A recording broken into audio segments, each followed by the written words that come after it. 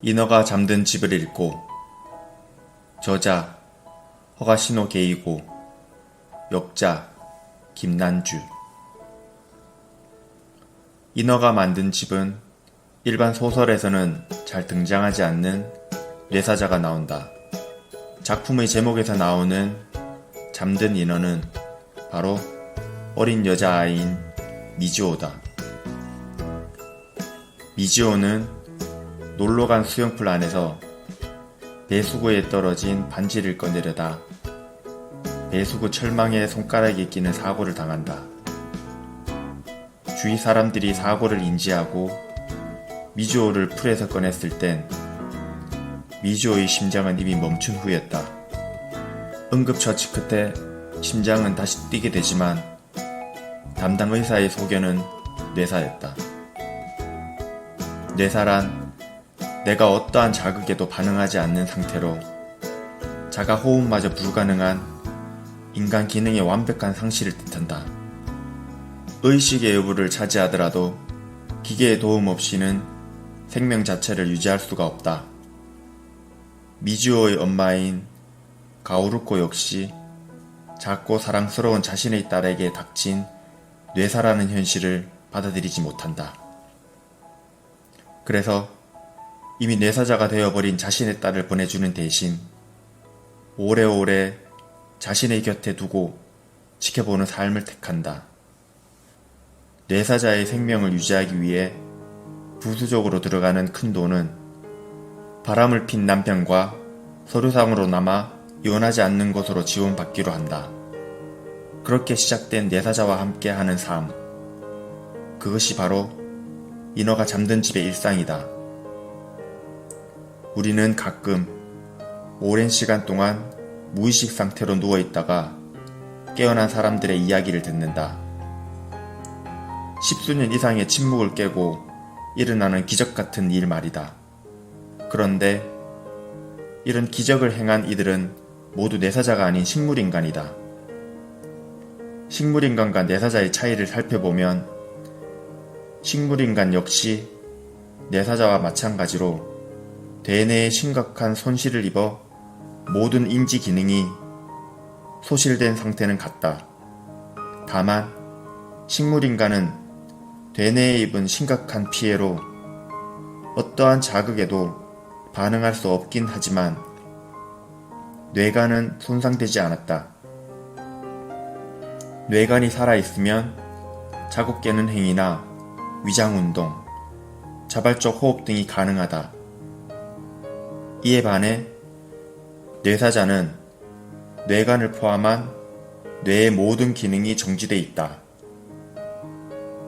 뇌간이 손상되면 기계의 도움 없이는 자가호흡도 심장 박동도 불가능하다. 인간 호흡 등 기계의 도움으로 호흡이나 생명 유지는 가능하지만 아무리 오랜 시간이 걸려도 결코 회복할 수는 없다. 물론 우리는 아직도 뇌에 관한 모든 것을 알지 못하기에 지구의 어딘가에서 뇌사자가 갑자기 깨어나는 놀라운 일이 일어날 수도 있다. 그렇지만 아직까지 그런 예는 단 한 건도 없었다. 가오루코의 남편 가즈마사는 장애인을 위한 각종 프로그램을 개발하는 하리마테크의 사장이다. 자신의 직업적 이점을 살려 가즈마사 역시 중증 장애인을 위해 개발 중이던, 예를 들면 전신마비 장애인이 손을 올리고 싶다는 생각을 할 때 유런의 활동에서 나오는 미약한 신호를 캐치하여 생각만으로 손을 움직일 수 있게 하는 장치 같은 프로그램들을 자신의 딸인 미즈오의 건강 유지를 위해 사용한다. 뇌사자는 움직임이 전혀 없기에 근육이 퇴화할 수밖에 없다. 뇌사의 상태라도 조금 더 좋은 몸 상태를 유지시켜주기 위해서는 지속적인 근육의 단련이 필요하다. 게다가 보통의 뇌사자는 당장 내일이라도 심장의 박동을 멈출 수 있기에 더욱 세심한 관리가 필요하다. 그런데 미주오는 어린 나이 때문인지 뇌사자로서는 드물게 육체적 성장도 함께 이루어진다. 뇌는 죽었지만 몸은 자라는 아이. 죽음이 온 아이의 몸에 달라붙어 있지만 그래도 미주오는 매일 조금씩 다른 모습으로 성장해 간다.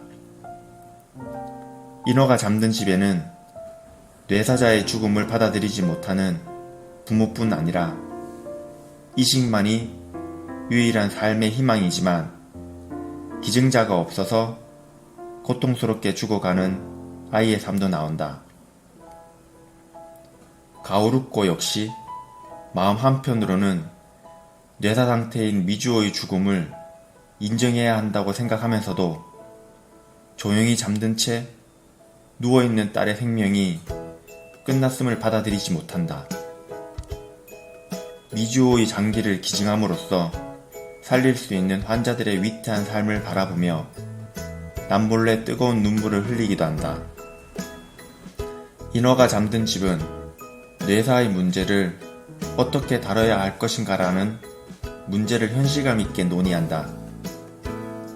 뇌사자의 문제에 있어 일본이 다른 나라와 다른 점은 일본은 아직 뇌사를 공식적으로 인정하지 않고 있다는 것이다.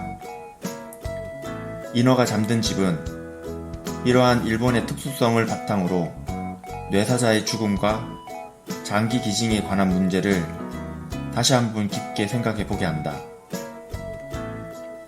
일본은 뇌사로 의심되는 환자가 장기 기증의 의사를 밝힐 때에만 뇌사 판정을 진행한다.